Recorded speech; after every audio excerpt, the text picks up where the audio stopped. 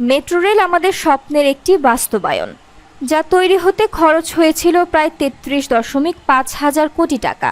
Metro rail এখন মানুষের যাতায়াতের এক অন্যতম বাহন। সেই মেট্রো রেলের নেই কোনো নিরাপত্তা। সরজমিনে ঘুরে দেখা গেছে মেট্রো রেলে ঢুকতে নেই কোনো মেটাল ডিটেক্টর কিংবা স্ক্যানার।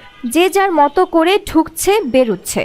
ব্যাগ বহন করা নিষেধ, অথচ দেখা যায় এক একজন 2-3টা ব্যাগ নিয়ে যাচ্ছে।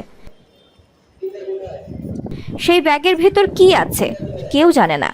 মেট্রো রেল একটি কেপিআই, অথচ এই নিরাপত্তা ব্যবস্থা দেখলে চমকে যেতে হয়। যেখানে বলা হচ্ছে দেশে বড় ধরনের নাশকতার আশঙ্কা আছে, সেখানে মেট্রো রেলের নিরাপত্তা দেখবে কে? নিরাপত্তার জন্য এখানে আন্তর্জাতিক বিমানবন্দরের মতো ব্যাগ স্ক্যানারের প্রয়োজন আছে। কি অবস্থা আপনাদের? এই নিরাপত্তা কেমন দিচ্ছেন? নিরাপত্তা মোটামুটি জোরদার করা হয়েছে কয়েকদিন।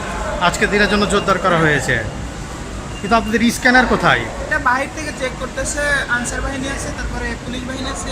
কিন্তু কোনো চেকিং দেখলাম না স্ক্যানার দিয়ে। ওনারা তো ছিল এতক্ষণ, ছিল না? তো আচ্ছা আচ্ছা। রাত্রি একটা দীপ্তি, দৈনিক আর নিউজ।